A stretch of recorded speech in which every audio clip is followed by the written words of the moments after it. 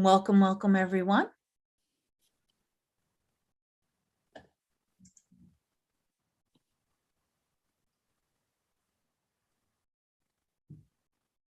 Welcome, welcome everyone. All right, great. I'm just going to mute that so we don't hear. All right, so first, as folks start to come in, thank you so much. I know it is school vacation week and that is planned on purpose. My name is Crystal Haynes. I am a human rights commissioner here in the town of Arlington.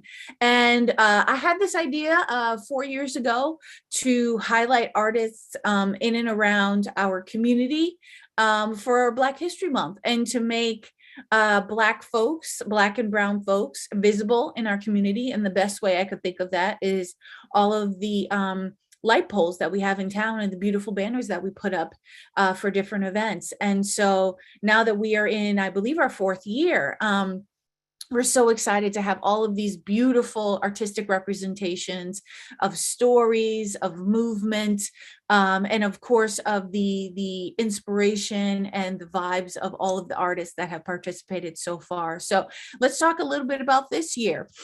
From the Birmingham Children's March of 1963 to the Children's Peace Marches of the Black Lives Matter movement, kids have made it known that they will not be left out of the fight for an equitable future. And so this year, under the theme Young People Leading the New Civil Rights Movement, the Arlington Human Rights Commission, with the help of the Arts Commission here in town, called on artists of color to submit their work for use on light pole banners across town. Now, the banners are part of the town's observance of Black History Month 2022, and the 12 new banners will be hung along Massachusetts Avenue in Arlington for the month of February. It's actually 14 banners.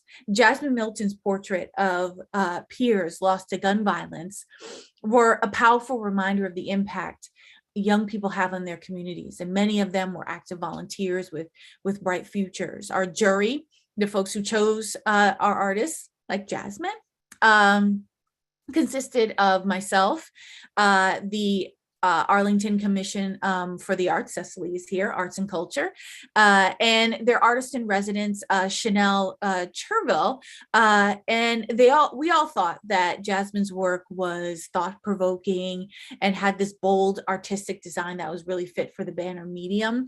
But of course, also included are the Addison Middle School students, 7th graders, Allegra Biagetti and Olivia Malgieri. And I apologize if I pronounced either of your names incorrectly. And your designs, amazing, well composed, thoughtful.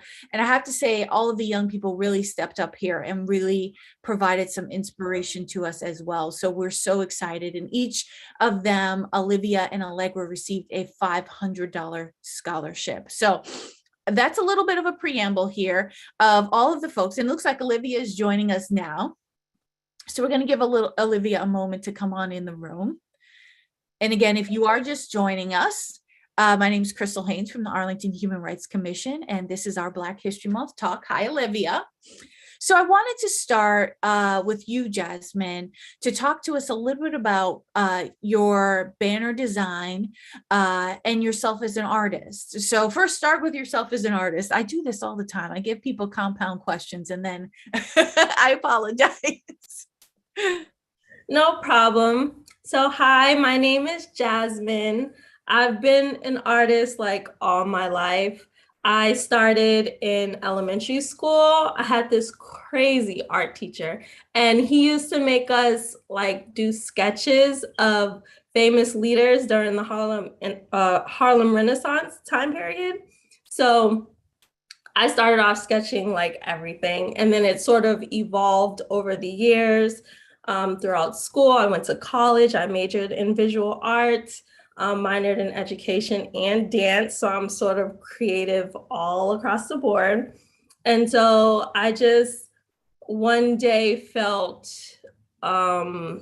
moved to pursue it on a more professional level rather than just having it be a hobby. And I found out that it definitely contributes a lot towards my healing.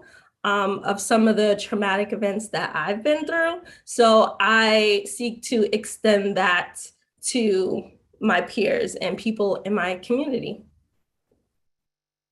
So how do you get from being interested in art as a young person, as a student, and then being a professional artist?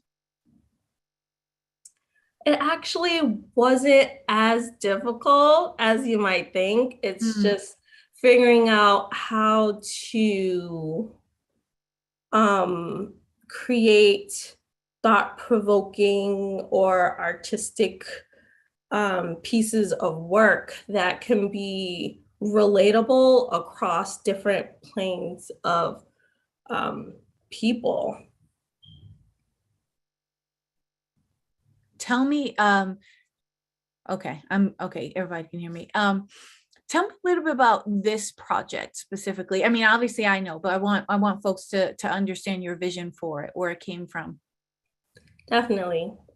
So this series, I wanted to bring attention to the most vulnerable, which happens to be the Black youth, and to specifically take a look at the systemic lack of support that the youth may receive, especially in response to tragedies of missing kids.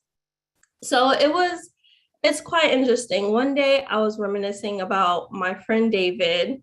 He's actually right here. He had died. I met him in high school. He was actually one of the first friends I made in school. And so like we've had a history. And so I was talking to some friends and we were reminiscing, and we was talking about how his family was having a hard time dealing with it because what we heard in the news and in the media was completely different from what the family was experiencing. So I'm thinking like, well, what's going on? Like, what really happened? So some of the facts of the case was that he was hanging out with some friends that weren't Black, which is important to note because he was hanging out with some friends at like a cabin lake area, and then they were having fun. And there was like one of those tire swing things, and you jump into the lake and you get out and you do it again. And they were doing that. And then reported in the media was that he had drowned. And so how does a seemingly healthy, athletic person who could swim just all of a sudden drowns? Like, it didn't really make any sense. And then, so I researched more. I'm like, well, what else did they say happened that doesn't make sense? So some other facts reported was that the friends couldn't find him, so they called 911. It took emergency services over an hour just to get there. And what really hit home for me was that the article said, quote, he could not be saved. So I'm like, whoa, what does that mean? He could not be saved? Like, some of the verbiage used in the media is very vague, understandably, but that made me feel a bit uneasy. So I was totally triggered. I'm like, let me sleep it off. I gotta do something.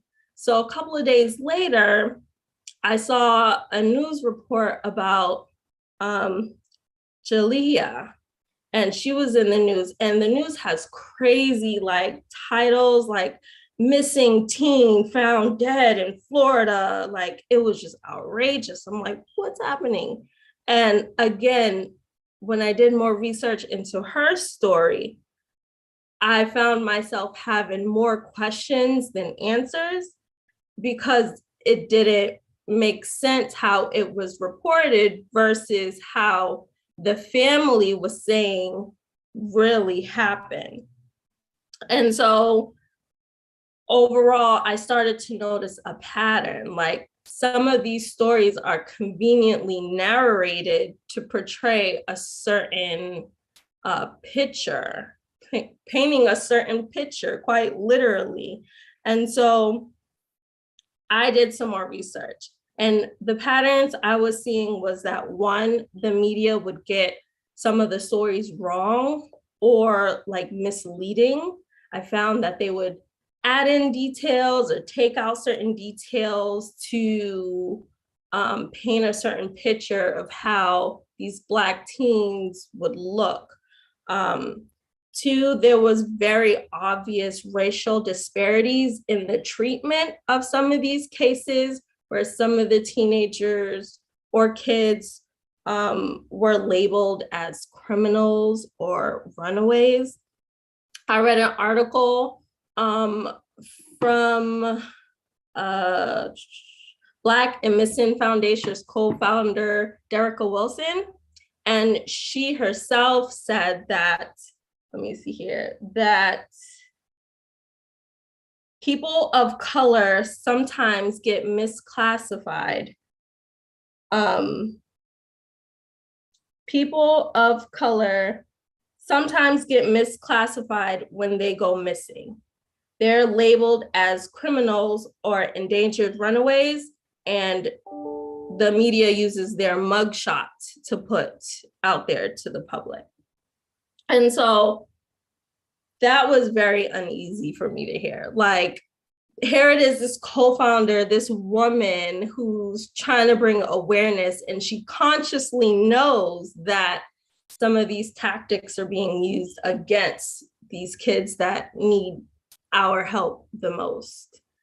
And again, with not receiving as much support in terms of law enforcement, the fact that it takes over an hour and a half for the police to show up to the scene of the crime to help a Black kid that's drowning is a problem. And I come in to bring attention, to bring awareness to this with my work through using bright, saturated colors. Like, I purposefully use the brightest colors I can think of in hopes that those colors help us associate the subject matter with more positive characteristic traits. So when we see bright purples and yellows and oranges, we think of happy and youthful and fun instead of criminal or thug or gang, you know what I mean? So I definitely try to flip that narrative, that natural instinct people have to think negatively, and in hopes that people will take it more seriously if they have a positive connotation associated with it. So then we ask ourselves, how do we fix it? How do we move forward and do better by this? And I say, first thing, as simple as sharing a flyer. If you see a kid that's gone missing on social media, share it. Share it to your friends, your family, ask questions if anybody has seen anything, sign petitions. I realize that when it comes to getting like politicians involved in law enforcement, it's better for us to stand united together to help the underserved and the overlooked. And definitely the second thing to help fix it is to change our mindsets, to have more positive thinking. These kids are not threats, they're children, and they should be thought of as so. And that doesn't justify having not help them because of how you perceive them. And so all of this begs the question that when Black kids go missing, who's there looking for them? Thank you. And Jasmine, I think about when we're talking about young leaders in, you know, this racial reckoning that we're having in the country. You know, one of the things that struck me was how these young people are conversation starters, how that moves the needle as we have conversations around race and center our thoughts on Black History Month about how the death of a young person, someone like you that's working to make sure that they're remembered, helps us move the needle in this conversation about what does justice look like? What does acknowledging the achievements of young Black people look like? And so I think that that was really, really compelling. And I wonder if you could speak to some of your reflections in that way. Definitely. I think that, you know, there's a lot more to people than just Black and white. These people were mothers, they were athletes, they were intellects, they were funny, they were vibrant, they liked soccer, they liked rugby, they took care of their siblings on the weekend, they like watching movies. Like, it's so much more to the dynamic of a kid. This Black boy doesn't deserve our help in finding him. He ran away because of his skin color, because he lives in this part of town. Like, I know specifically in the story of Christopher Lewis, his mom was very diligent in the search for her son. He was just 13 years old in middle school, like one of the artists here online. He was in middle school as well. And as you're talking about this, Cecily from the Arts and Culture Commission is going to be showing some pictures of your work as well. But as we talk about, so I'm sorry, and I apologize for interrupting you. We were talking about how, and for folks who are just joining us, this is our artist conversation with Jasmine Milton, Allegra, and Olivia, from our seventh graders from Audison, all folks who contributed to our banners, Black History Month banners that we have in town. And I was just talking to Jasmine about the faces, the stories of these young people that she has brought to light here, and how it's so important that part of their legacy, part of their stories becomes a legacy of conversation talk, acknowledging how we move the needle forward when we're talking about race, when we're talking about young people of color. So I apologize, Jasmine, for interrupting you. I just wanted folks to see your images here. Yeah, no problem. But I think the story of Christopher Lewis hits home for me because he lives just down the street from where I live now in Dorchester. And he went to the same school I went to. And he happened to be coming home on the school bus, just like any other day, and then vanished. Like, nobody seen or heard from him. And so I believe his mother was very diligent in trying to search for her son and figure out where he was at. But to no avail, she didn't get much support from the police. They didn't have search dogs and search parties, and detectives weren't around asking questions and trying to figure out what happened to him. And due to the good of the community she lives in, the neighbors actually had to come together, and they searched on their own time after work, putting in hours and hours. Like, how many times does she have to come onto the news crying about where her missing son is for someone to give her adequate help? And that directly juxtaposed his white counterparts. I was watching Netflix, and there's a show called You, and it's about like a sociopathic serial killer. But that's not the point.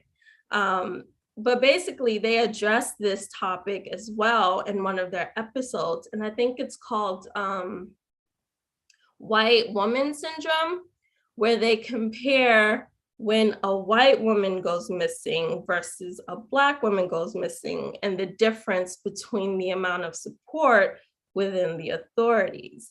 And I mean, in the show, you can see all the police banded around. They have politicians involved. They have community groups involved, and everybody's looking for this girl. And I mean, eventually they find her, but like, the overwhelming amount of support, it was disheartening to see because it didn't occur for the latter. And I'm curious, Jasmine, too. Do you think this helps with the narrative around Black and brown kids? Like your work, see, like you mentioned, and it stuck out into my mind about the vibrant colors. Many of them are smiling or at least have like an open face, as it were, in terms of their expression. Do you think that this helps drive towards a more positive narrative around Black and brown kids, especially in communities, you know, here in Arlington, we're here doing the work, but there are folks who may see a Black or brown kid in a certain neighborhood and be suspicious of them. Do you think your work sort of also centers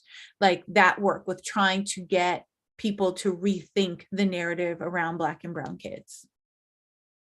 yes, it most purposefully is so bright and in your face, like, hey, look at me. I am who I am. I'm not a gang member. I'm a kid. I have fun. I like to laugh. I tell jokes. I have siblings and we play bowling and we have movie nights. Like these certain associations with colors, like fun and calm and young and happy, was a very conscious effort when I created these works. Like I'm more than what the media might portray me to be. I'm so much more dynamic. And whether or not you like that about me, you will see me for who I actually am. Very well said. And I'm going to have folks who are on this chat ask you questions as well, but I do want to introduce our other two artists first to have them talk about their particular works. And we have a couple of seventh graders from the Audison and Allegra. I'd like you to unmute yourself and talk to me a little bit about how you heard about the banner project and the banner you designed. So I heard about it. My teacher, I was in art class, and my teacher was telling us that there was this competition, and I like to draw a lot, so I was like, "Hey, why don't I join?" Um, I didn't actually expect to win, but my design, it's supposed to show and represent that young people are able to carry the world, and um, I thought that I wanted to also have some diversity in the drawing. So I drew people from different cultures and religions.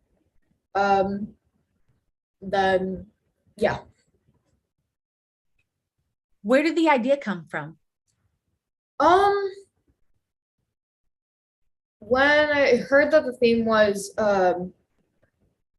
young or youth leads the way, I immediately thought of the world and, well, young people. Um, and so I decided to draw young people holding up the world to represent that um, they can lead the way. Yeah. You have some words that are written on the globe in sort of the continents you created. What made you choose those particular words? I thought of how the world was today and there are tons of protests, a lot of um, LGBTQ plus protests, Black Lives Matter protests, Asian Lives Matter protests. So I wanted to include that in the drawing somehow. And as we're looking at it right now, we're zoomed in here. I'm thoughtful about how when you see all of these happening in the world, you're in seventh grade, so these are big subjects. What goes through your mind as they're happening? Like, is it something that sticks with you that you think about a lot, or was this something that you felt compelled to do as part of your art class, or both? I kind of felt both. I thought it was really important for this to be seen. And yeah. Okay, great. Thank you so much. I appreciate it. And congratulations. Thank you. Olivia, I'm going to have you unmute yourself to talk to me a little bit about your banner design. And I assume you heard about the project at school, but where did the idea come from? So when I heard about it through my art club teacher. And I was sitting at like my after school program one day, and I was looking at it, and I was thinking about like how kids are like, I don't know. So like, sorry, it's really hard to phrase. So, but like kids are important and like problems that we face because we are like the future of like we are like the future of tomorrow, whatever, and like stuff like that. And so I was thinking about the past, like future, like present, and like coming going like kind of past. So I put a bunch of like names of people who are important in shaping like history and and shaping like making the world a more like diverse and better place like for today. And then when I think of kids, well, like school comes to mind. So I drew like a bunch of different like everyday kids to show that it doesn't really like we're like just kids, and we're just trying to like push for like a better world and for yeah. When you think about this, as we look at your banner here, when you think about this topic about young people leading the way, and when we talk about the new civil rights movement, in this context, we mean about kids who are fighting for equity in schools, for housing equity, for hunger, for racism, for climate, right? Like kids have a huge impact and conversation, are a huge part of the conversation around climate change. And so all of those things connect to communities of color. When you think about all these big topics, do you think sometimes kids are discounted on how effective they can be in fighting for making that world a better place? Yeah, I definitely think that, because like a lot of people are like, oh well, you're just kids, like what do you know? But we we still like agree or disagree. It's like we want our world to be a better place, and we want to act on it now so we can have a better world and more diverse and stuff world. Yeah. And how much, and this is a question for both Olivia and Allegra, how much did you guys know about Black History Month and how it's observed in school? I'm curious about that. I knew about it I've known about it for a while. I didn't really think much of it, but I mean I did, but I didn't. I knew that February was Black History Month. I didn't think about it much. I knew that it was important and that uh uh it should, well, yeah, it was important. Yeah. What about you, Olivia? I've known about it for a while because like it's come up in school, it's come up like on the TV. I'd like watch TV and there'd be like, oh, it's Black History Month. And I was like, because I was a kid, I didn't really I also like didn't think much about it, but as I got older, I was like, this is an important thing that I think I should like come to just like realize it more, and maybe like, yeah, I don't know, just like. So now that you're part of this observance in town, I mean, your banners are up. They're part of the conversation around Black history in Arlington and diversity in Arlington. How does it feel? It feels really good because I feel like I want to be more involved in this. So I feel like this is like my first like step into like helping our world and becoming more diverse. Yeah, I have to agree. It feels great to be a part of this, and uh, I know that my artwork will be seen to represent this and hopefully help the world. Great, excellent. So I don't want to hog up all the question taking time. So I know that we have some folks joining us on the call. If anyone wants to ask Jasmine or Olivia or Allegra questions, please remember we do have rules about when we're doing public meetings. We want to be respectful. We want to honor all voices and have a productive conversation. So with that said, let's go on and see, does anyone have a question for either of our artists? Cecily, all righty. Jasmine, I just love how you give us a sense that the kids in your banners would have filled people, their friends, their family, their communities with joy if they were still here. I mean, you really get that sense, and themselves. And which is not to say that life is always easy, but one thing I'm curious about is how you picked your subjects. You have 6 of these banners. Was it from the news? Was it more people that you knew through your own networks, neighborhood, young people from your neighborhood? How did you make the choice of who you wanted to portray? And if it was someone you didn't know, how did you kind of get to know them so that you could make a portrait that felt like you captured something of who they are? Thank you. That's a good question. And it started off with my friend who I did know. And I focused on geographically where I live. So if my friend who lived in Boston at the time, this happened to him, what other kids in, let's say, Massachusetts did it happen to? There are way many more cases across the world or just across the United States. But I chose to focus specifically on Massachusetts, where we live, in hopes that we'll feel a little bit more empathetic to what's happening, like right underneath our noses.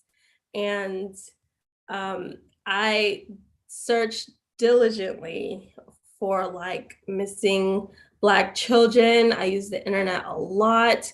It was very difficult to find some information, I admit that. And I reached out to so many people. I was messaging people on social media, making phone calls, trying to put the pieces together to make it make sense. And after a while, you start to notice a pattern, like, wow, these are just kids, they like the same movies I like, they tell jokes and they went to the same school I went to, and they, went to the same movie theaters we've been to. So we've had a lot more in common than I think people make it seem as if we do. So I definitely focused on subject matter that was a little bit more personal.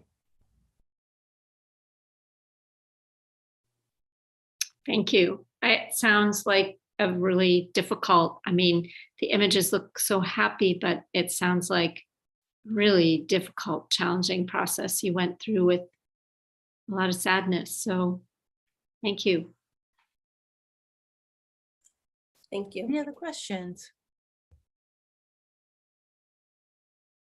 Kristen, yes.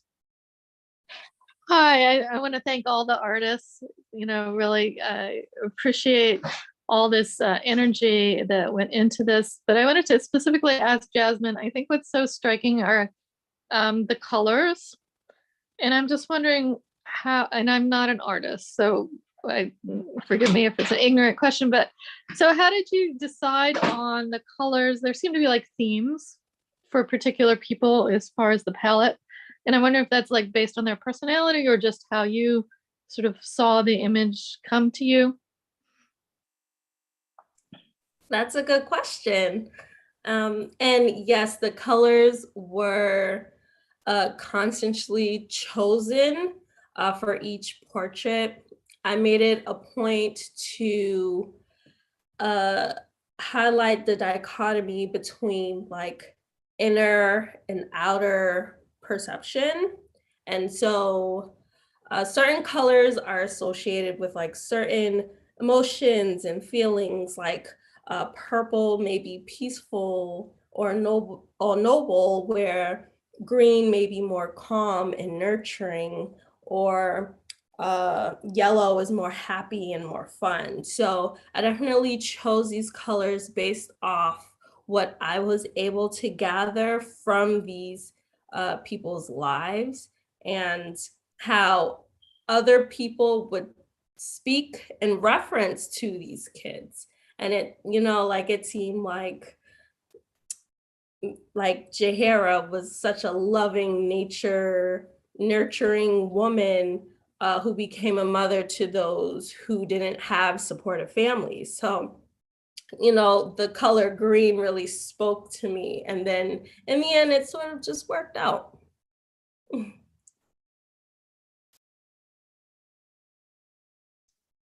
Other questions? Yes, Stuart. Hi. I just a remark first. I've enjoyed hearing from all of the artists here, and I'm struck that we owe thanks not just to you, but to your teachers. I was moved that Jasmine remembered that spark way back from, a teacher that set her on this path, and then to hear Allegra and Olivia, how their art teachers, got them engaged in this work. Um, you know, art teachers are really important for keeping conversations like this alive. So thanks to them. And I guess I wanted to maybe, so there's some wisdom Jasmine can share with Allegra and Olivia, but I'm struck, like you said, these are some heavy topics. We've had some issues, some controversy around some of the strong topics in the youth banners last year that were on sort of social justice and protest themes. And, some people say, is this too heavy for young artists in middle school? Just wondered your thoughts about that. I mean, I think it's really inspiring that these middle school kids are already grappling with these protest topics. But do you have any thoughts about it? Like, how early is too early to start talking about these things? Yeah, that's a good question. And I'd first like to point out that their artwork is amazing. Like, if I had that much confidence back then, I would have started professionally a long time ago. And so, how early is too early to address some of these more controversial topics? Great question. And I would say it really depends on the kid, because I believe that some adults do overlook kids in which they do have opinions, or they are forming opinions, and they do have suggestions in what they would need to make the world better, because, right, that's the saying, the kids are the future. So they should have some say in how the future should play out, ideally. However, I would like to point out that for some Black kids, they don't have a choice. Like, it's like they can't go to the corner store and buy Skittles without being approached and shot down because they're perceived as a threat. And so Trayvon Martin was in the 7th grade as well. And he had to learn very quickly what real life is like for kids like him. So I say the parents should just educate the kids, and that way that they get in as much information as possible to make informed decisions. You know what I mean? Teach them what's right and what's wrong, and how to do better so they can be better. I don't have a kid personally, but I have a lot of nieces and nephews. And I even talk to them like, hey, like, you can't do this when you're in the street by yourselves. And when law enforcement talk to you, just give them your name and cooperate and be calm and don't yell and act crazy, you know, because your life is on the line, unfortunately. And just having empathy for one another is just would be important, and understanding and having these hard conversations. Eventually it'll be better, I'd like to think, you know, just to be optimistic. That was a good question. Well, girls, I'm curious, what would be your answer to it? Like, do you feel like you're too young to be taking on these topics? I wouldn't really think I'm too young. I am glad that my parents told me about these topics, and that I'm aware of it. And yeah, I feel like it's important, and that many kids should know about it, and all kids should know about it. I agree, because how are we gonna, like, at a certain age, and like, it might be too early, but like, it's an important topic that I think should be addressed relatively early on. Because if you want to make it a better place, you have to know about it first to put it into effect. Well said. Thank you. Rajiv, yes. Hi, thanks, Crystal. I just again want to echo everybody else's comments. The banners are just amazing.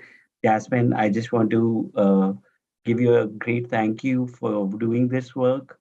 Um, Despite Black History Month falling in the month of the year that it does, those banners really pop out and they're just so bright. And I completely concur with your idea that it's never too early to have these conversations. So thank you so much for doing that.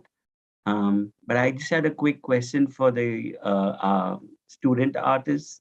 Again, thank you for your work. I'm truly, it's fascinating to see that ideas come through those banners. And I also was personally very happy to see a woman in a hijab. There's a lot of ongoing repression of Islam and Muslim women, especially where I come from. So it's very topical, I would say.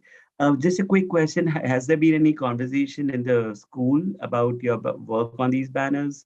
And I was just wondering if this is going to feature in the Audison Insider, I know is popular amongst all the students. So if that's the way to popularize the idea behind these banners in school.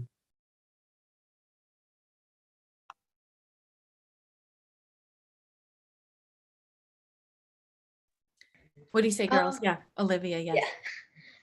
So it's a I've told my close friends about like how I won, but like it hasn't been like around the school, so I don't know if like many people are aware of the contest. But like in general, like Black Lives Matter is a very popular conversation topic at my school. Like our school, our district in general, they teach us a lot about different people from different backgrounds and stuff. So Well, I think we're going to have to fix that. You guys have to at least get an announcement in the morning or something. My goodness. Does anyone else have any questions for our artists? Well, I want to thank all three of you for your work. It certainly allows us to have these conversations in Arlington and continue the work that we're doing here to not just elevate Black and Brown voices, people of color and diversity in our town in the month of February, but all month long. And really, it is a celebration, you know, as a few of the banners say, Arlington celebrates Black history, and you all gave us the materials to be able to do that. So I want to thank you so much. And please stay in touch. Cecily, do you have any other words? I just want to give a shout out to Arlington Community Education. That's how we found out about Jasmine. She did a cover for them on their winter catalog that was beautiful. And so we reached out to her to see if she would participate in this call to artists. So good job, Arlington Community Ed. And I really look forward to seeing what comes next for all three of you. So thank you so much. And thank you. And if you want to tell your friends, this will be on our YouTube page, Arlington Human Rights Commission. It's actually streaming live, so it should still be there after this conversation. So thank you so much. Thank you everyone for joining us, and we'll see you next year. Thank you. And thank you for having me. Absolutely.